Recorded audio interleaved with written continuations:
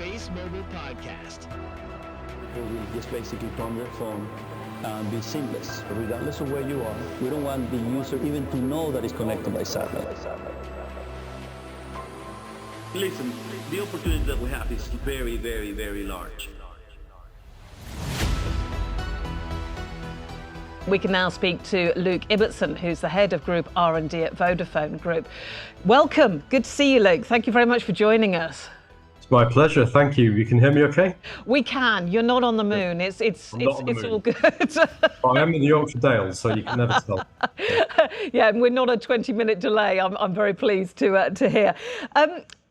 Let's start at the very beginning of this, because I said, you're in your venture with AST SpaceMobile, creating SatCo. That's a very different path from a lot of operators that have just chosen to do deals with satellite companies. So, why did you go down that route? I mean, we are primarily customer-led.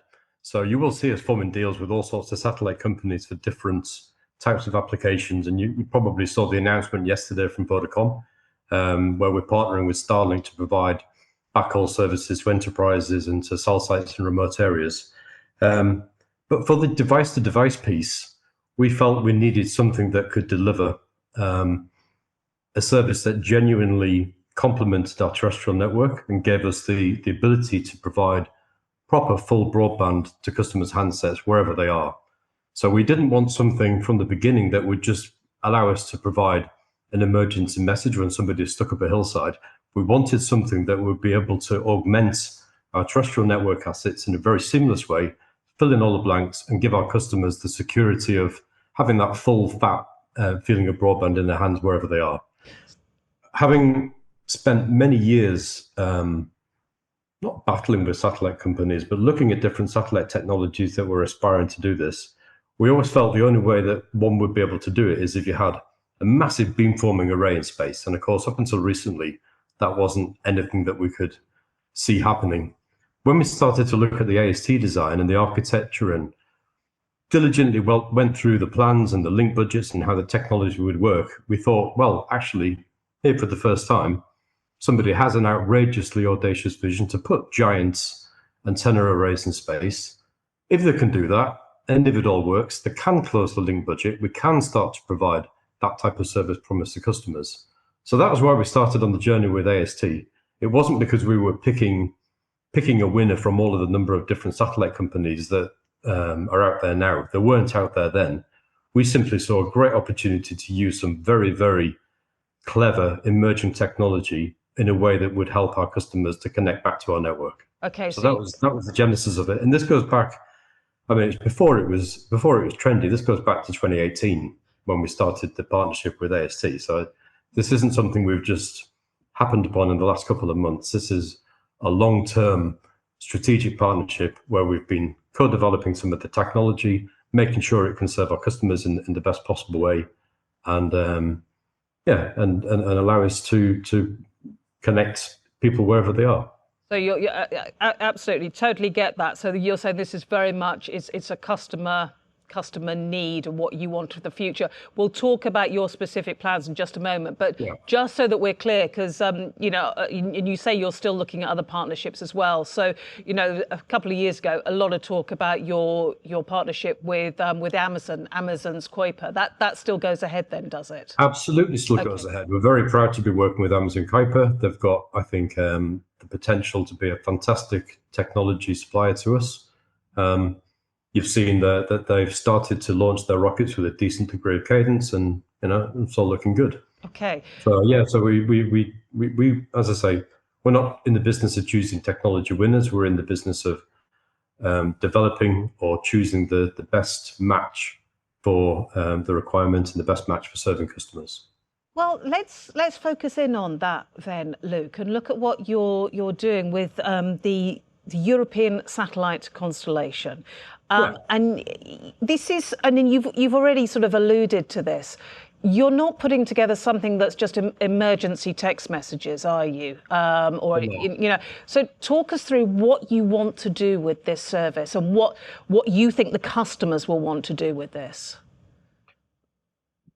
I think customers want the security of being able to do whatever they want to do on their smartphone, wherever they are. I think we've seen for a few years people have had the ability to send emergency text messages using various platforms. I mean, we all know the iPhone can do it via a global star network today if you stand in the right place and point your phone in the right direction.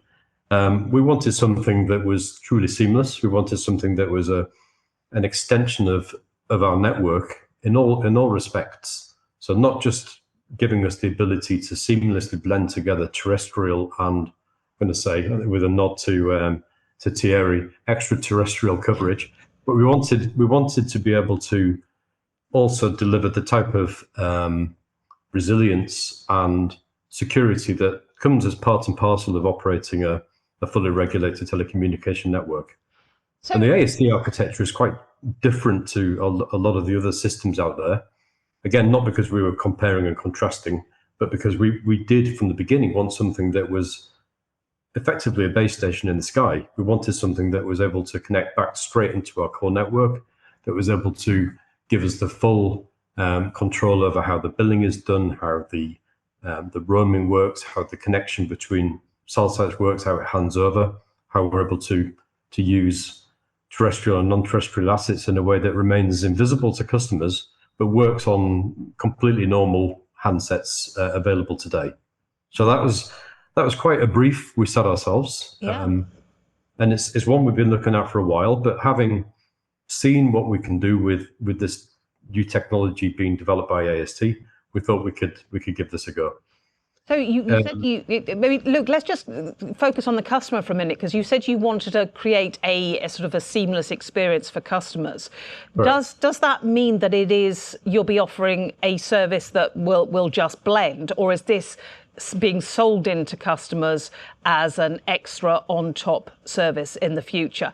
And if so, you must be fairly confident that customers are going to pay for this. So remember, I'm an R&D person. I'm not going to speak to our emerging customer propositions. I know, but Luke, you don't get the R&D brief unless there's a market for something. Listen, we will, of course, we will be looking to make sure that people recognise the value of this, that they choose to access the service in at the right place at the right time, and we'll make it super easy for people to make that decision. For sure, this will never, and no space system will be something that you could sell in the same way as we sell terrestrial networks, in terms of giving away gigabytes per month for very little. Personally, I would say far too cheaply, given that the magic we provide. But this will always be something which is inherently spectrum constrained. Obviously, the cell sites in this case are hundreds of miles above your head. So we need to be very careful in how we use that precious resource to the best possible outcome for the people choosing to take up the service. So talking about the way that it's used then, because from what we understand, this is government as well as consumer. And it's being billed very much as a sovereign European constellation service. So does that mean, is this with a view to prioritising a service within it if it's available to government as well? So, for example, in disaster areas or areas where you can prioritise who can use the network? Yeah, I mean, all of those things are possible. Maybe just stepping back a little bit as well, the sovereignty question is quite interesting, and I didn't realise just how much interest there would be once we put out the press release in the concept of the sovereignty. I think everybody does want to know who's controlling the satellites. They want to know who can switch them off. If you're a European government stakeholder, you want to have the assurance to know who's got their hand on the controls.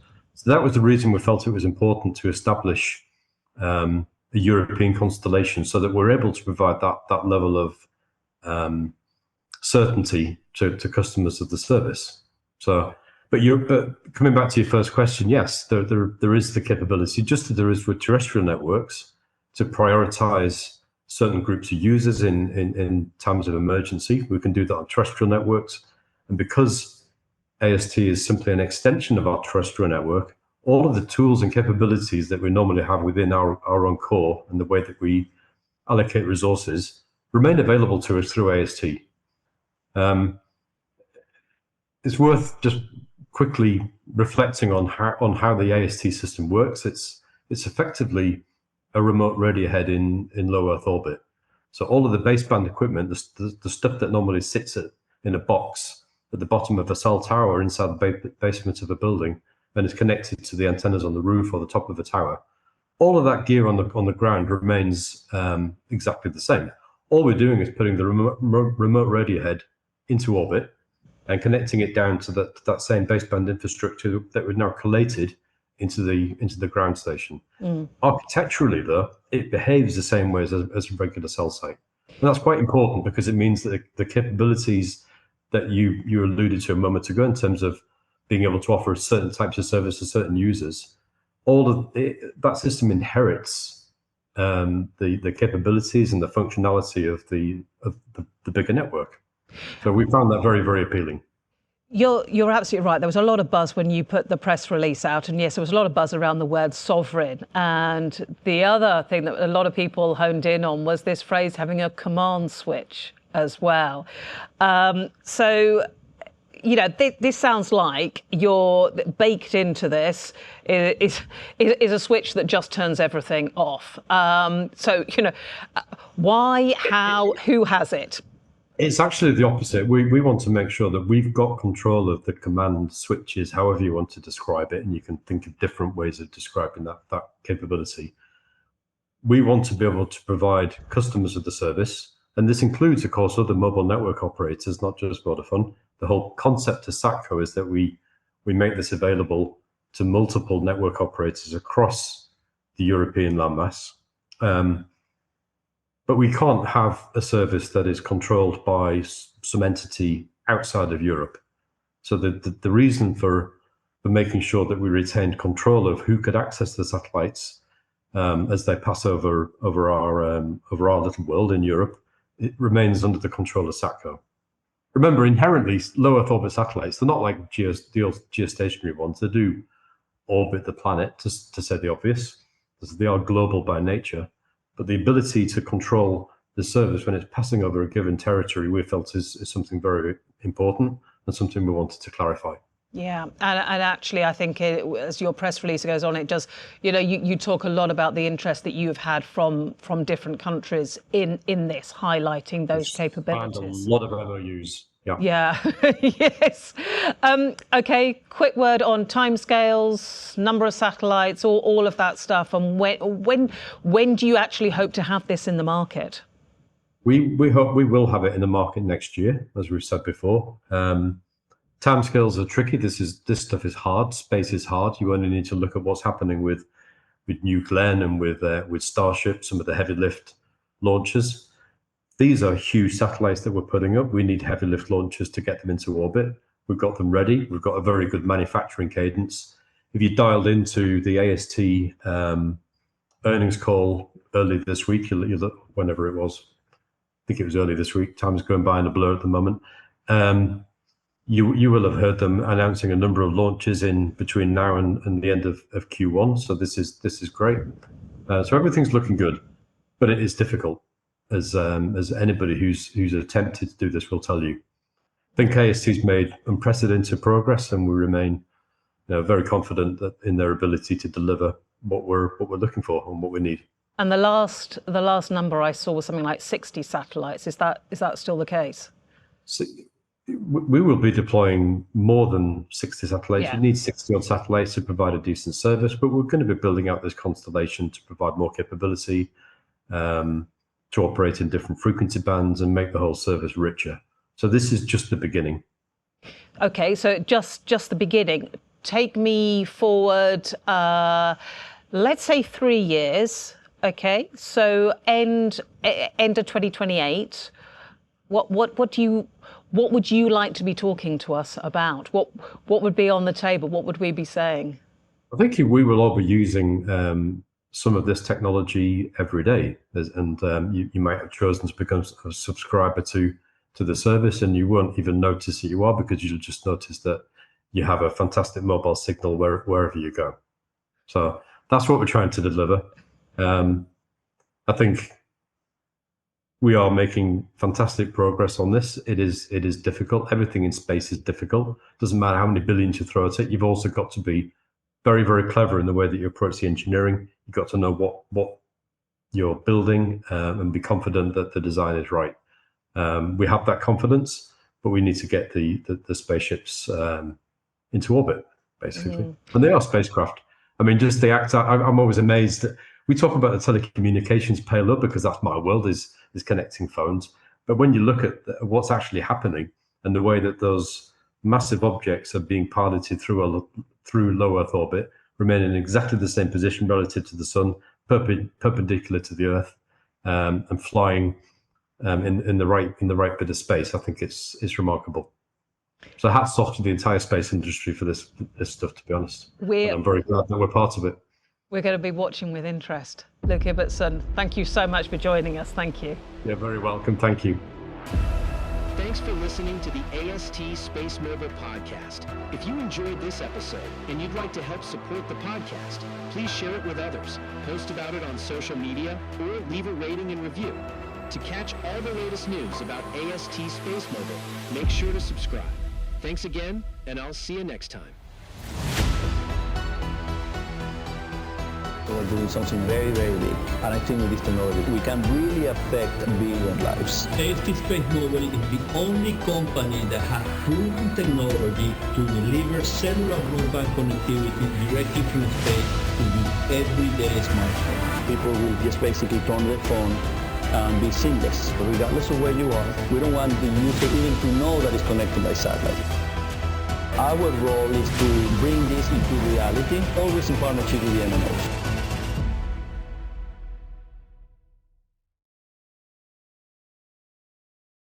Listen.